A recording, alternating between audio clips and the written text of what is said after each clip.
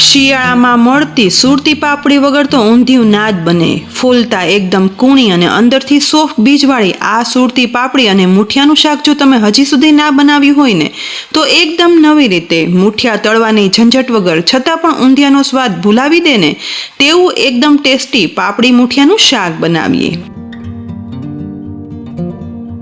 પાપડી મૂઠિયાનું શાક બનાવવું છે એટલે મેં અહીં 250 ગ્રામ સુરતી પાપડી પાણીમાં સાફ કરી કોરી કરી અને લીધી છે. એકદમ આવી નાની અને ફૂલતા જ અંદરથી મીઠા બી સાથે આ સુરતી પાપડીને સમારવાની જરૂર નથી પડતી. ફક્ત આ રીતે હાથ વડે ફોલી લઈશું. આ સુરતી પાપડી સ્વાદમાં એટલી બધી મીઠી હોય છે ને કે જેમાંથી બનતું શાક એકદમ ટેસ્ટી અને કુદરતી મીઠાશવાળું બને છે. વળી બધી પાપડી ફોલ્યા પછી તેને હવે સાઈડમાં રાખી દઈએ. આજે આપણે તળવાની ઝંઝટ વગર શાક સાથે એકદમ અલગ રીતે બનતા મૂઠિયા માટે એક બાઉલમાં અડધો કપ બેસન સાથે 1/4 કપ ઘઉંનો કરકરો લોટ ઉમેરશું. તેની સાથે 1 કપ જેટલી સમારેલી મેથીની ભાજી ઉમેરવાની. જો મેથીની ભાજી ના હોય ને તો સમારેલી કોથમીર ઉમેરી શકાય. તીખાસ ખાતા હોય ને તે પ્રમાણે લીલા મરચાના ટુકડા ઉમેરશું.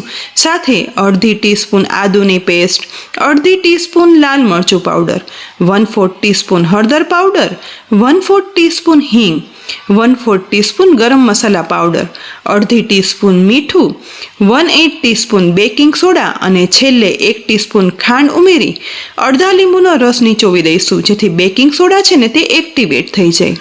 તેની સાથે જ 1 ટેબલ સ્પૂન તેલ ઉમેરવાનું. હવે ચમચા વડે બધું મિક્સ કરી દેવાનું જેથી મસાલા, લોટ, મેથી બધું એકદમ વ્યવસ્થિત ભળી જાય. ત્યાર પછી 1/3 કપ પાણીમાંથી જોઈએ ને એ પ્રમાણે પાણી ઉમેરતા જઈ મીડિયમથી કઠણ આ મૂઠિયા માટેનો લોટ બાંધવાનો છે. આ લોટમાં તેલ વધારે ઉમેરવાથી મૂઠિયા એકદમ ફરસાવ, તેલ ભરાયા વગરના અને સોફ્ટ બને છે. અહીં જુઓ, હવે વધારે પાણી નહીં જોઈએ.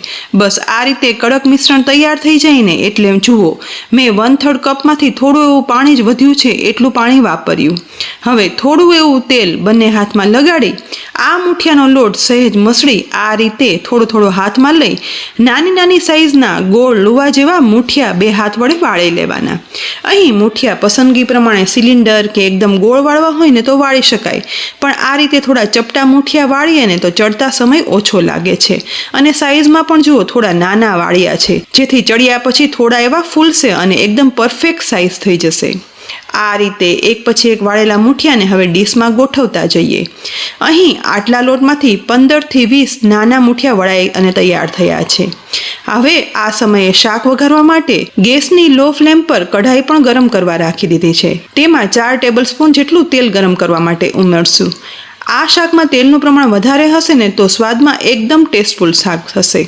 હવે વઘારમાં અડધી ટીસ્પૂન રાઈ, અડધી ટીસ્પૂન જીરું, સહેજ એવી હિંગ ઉમેરી વઘાર થોડો થવા દઈએ.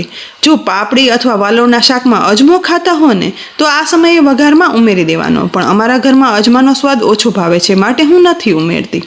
વઘારમાં રાઈ જીરું ફૂટવા લાગ્યા છે તો આ સમયે તેમાં પોણો બાઉલ સમારેલું લીલું લસણ ઉમેરી દેવાનું અને મિક્સ કરતા જઈ સાતળવાનું. જો લીલું લસણ ના હોય ને તો આના અડધા પ્રમાણમાં સૂકું લસણ ઉમેરવાનું, અને લસણ ના ખાતા હો ને તો સ્કીપ કરો ને તો પણ આ પાપડી મૂઠિયાનું શાક એકદમ ટેસ્ટી જ બનશે.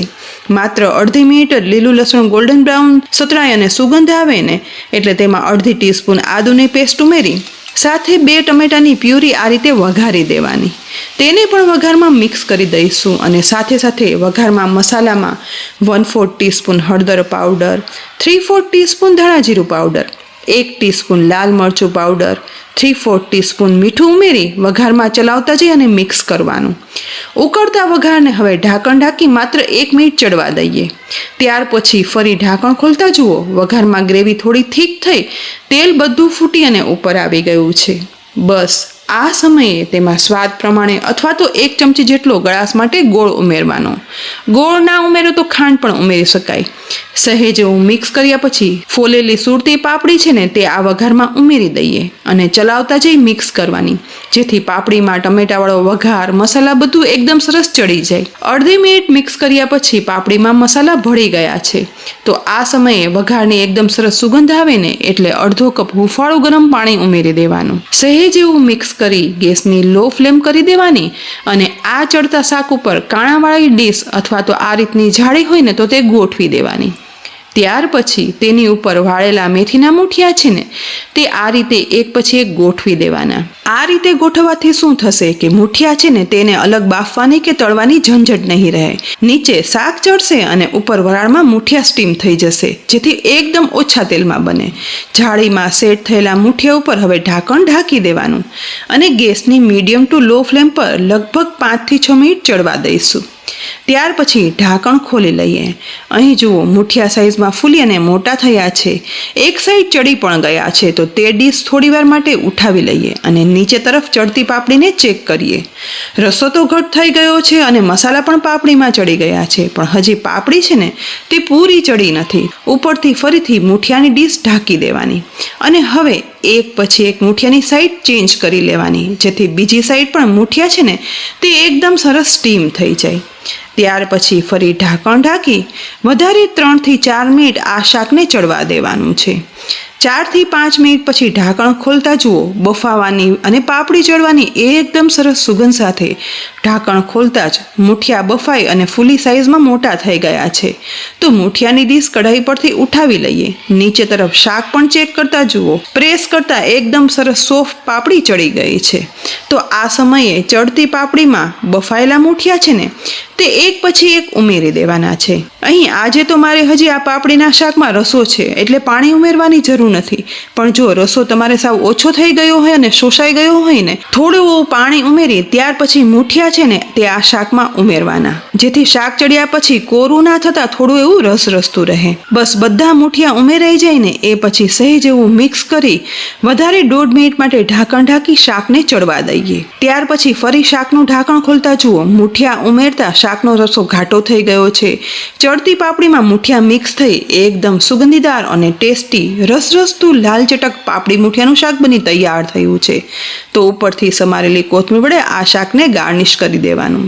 ત્યાર પછી ગરમા ગરમ શાક જમવામાં રોટલી, રોટલા કે પછી ભાખરી કે પછી પરોઠા ગમે તેની સાથે પીરસો ને શિયાળામાં આ પાપડી મૂઠિયાનું શાક ખાવાની મજા આવી જશે.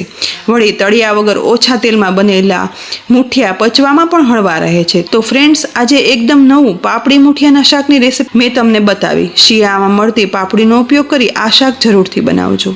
ઊંધિયાનો સ્વાદ ચોક્કસ ભૂલાવી દેશે. અને બનાવ્યા પછી આ શાકની રેસીપી કેવી લાગીને તે કહેજો. રેસીપી ગમી હોય ને તો લાઈક કરીને શેર કરજો. સાથે જ અમારી યુટ્યુબ ચેનલ સબસ્ક્રાઈબ કરી અમારા ફેસબુક પેજને લાઈક કરી અને ફોલો કરજો, જેથી આવી અનેક ઉપયોગી રેસીપીના અપડેટ્સ તમને તુરંત જ મળે. આવતીકાલે ફરી મળશું નવી રેસીપી સાથે. ત્યાં સુધી આવજો.